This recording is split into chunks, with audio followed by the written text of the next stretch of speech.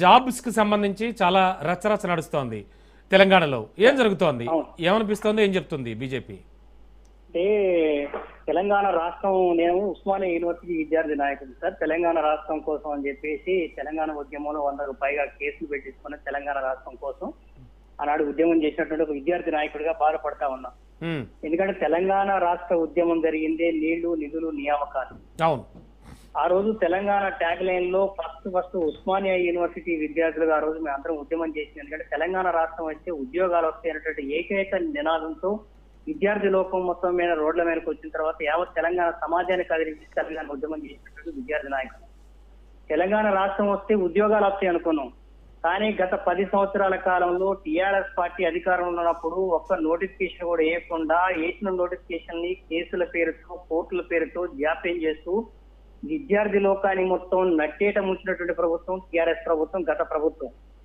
ఇవాళ టీఆర్ఎస్ ప్రభుత్వం 10 సంవత్సరాల కాలంలో నిరుద్యోగ యువత విపరీతంగా పెరిగిపోయింది. వేసిన నోటిఫికేషన్ కూడా పేపర్ లీకేజ్ పేరుతో తెలంగాణ రాష్ట్రంలో ఉన్న నిరుద్యోగ యువత, విద్యార్థి లోకం మొత్తం కూడా టీఆర్ఎస్ ప్రభుత్వం ఉంటే మాకు ఉద్యోగాలు రావని చెప్పేసి తెలంగాణ మొత్తం గొంతెత్తి టీఆర్ఎస్ పార్టీని అధికారం నుంచి దూరం చేసి ఫామ్ హౌస్ పరిమితం చేసిన విషయం మనందరికీ తెలుసు.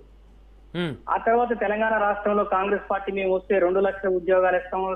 కాంగ్రెస్ పార్టీయే తెలంగాణ ఇచ్చింది. కాంగ్రెస్ పార్టీ వలన తెలంగాణ రాష్ట్రం వచ్చింది. విద్యార్థులు, యువత, నిరుద్యోగులు ఎవరు బాధపడద్దు, తెలంగాణ రాష్ట్రం ఏర్పడదు. మీ కాంగ్రెస్ పార్టీ అధికారంలోకి వచ్చినటువంటి 1.5 నెలలోనే మీకు ఫస్ట్ మీకు 2 లక్షల ఉద్యోగ నోటిఫికేషన్ వేస్తాం, జాబ్ క్యాలెండర్ రిలీజ్ చేస్తాం, పెద్ద మాటలు మాట్లాడారు. వీళ్ళ మాటలు నమ్మక రాహుల్ గాంధీని, ప్రియాంక గాంధీని ఈ రాష్ట్రంలో ముఖ్యమంత్రిగా ఉన్నటువంటి ఈనాటి ముఖ్యమంత్రి డిక్లరేషన్ ఇచ్చి అనేక రకాలైనటువంటి నిరుద్యోగ యువతకు హామీలు ఇచ్చి ఈ రోజు వాళ్ళు చేస్తుంది ఏంటండి? గత 10 సంవత్సరాల కాలంలో వాళ్ళు మోసం చేస్తే 2.5 సంవత్సరాలు అయినప్పటికీ నిరుద్యోగ యువతకి ఉపాధి కల్పించడంలో, జాబ్ క్యాలెండర్ రిలీజ్ చేసి ఉద్యోగ నోటిఫికేషన్ ఇవ్వడంలో కాంగ్రెస్ పార్టీ పూర్తిగా వైఫల్యం చెందింది. కానీ ఈ రోజు నాకు ఒక విషయం చూస్తుంటే బాధేస్తుంది. దొంగ అన్నట్టు గత 10 సంవత్సరాల కాలంలో ఏం చేయడానికి చేతులు రానటువంటి ఇలా కేటీఆర్ గారు ఇవాళ సరూర్ నగర్ స్టేడియంలో పోయి నిరుద్యోగ యువతకి మేము తప్పు చేసినాం. మీరు తప్పు చేయటం కాదు సార్, మీరు తెలంగాణ రాష్ట్రంలో అమరవీరుల స్తూపం దగ్గరికి, ఉస్మానియా యూనివర్సిటీ కానీ నిరుద్యోగుల దగ్గరికి వచ్చి 2 చెంపలేసి కొట్టుకున్నా గానీ మీ పాపం పోదు. తెలంగాణ రాష్ట్రంలో నిరుద్యోగ మీరు చేసినటువంటి పాపం. ఎందుకంటే 10 సంవత్సరాల కాలంలో వాళ్ళ యొక్క నోటిఫికేషన్ లేక వాళ్ళ ఏజ్ పెరిగిపోయింది. ఇప్పుడు సపోజ్ నేను ఆ రోజు ఉస్మానియా యూనివర్సిటీలో నుంచి తెలంగాణ ఉద్యమం కోసం 10 సంవత్సరాలు టైం వేస్ట్ చేసిన తర్వాత ఉద్యోగం చేద్దామంటే ఏది లేదు. ఇప్పుడు వచ్చేటువంటి యువతలకి 10 సంవత్సరాల కాలం మీరు నోటిఫికేషన్ ఇవ్వడం వల్ల వాళ్ళ యొక్క ఏజ్ పెరిగిపోయింది కదా. పెళ్లిళ్ళు లేక వాళ్ళకి నిజంగా తింటానికి తిండి లేక ఎంతో మంది యువత సఫర్ అవుతా ఉన్నారు. తెలంగాణ రాష్ట్రంలో బంగారు భవిష్యత్తు ఉండదనుకున్నాం కానీ ఇలా కాంగ్రెస్ పార్టీ, టీఆర్ఎస్ పార్టీ 2 కలిపి తెలంగాణ ప్రాంతంలో నిరుద్యోగ యువతను మోసం చేసి తెలంగాణ ప్రజలు ఎట్టి పరిస్థితుల్లో 10 సంవత్సరాలు పరిపాలించిన టీఆర్ఎస్ పార్టీని క్షమించే ప్రసక్తి లేదు.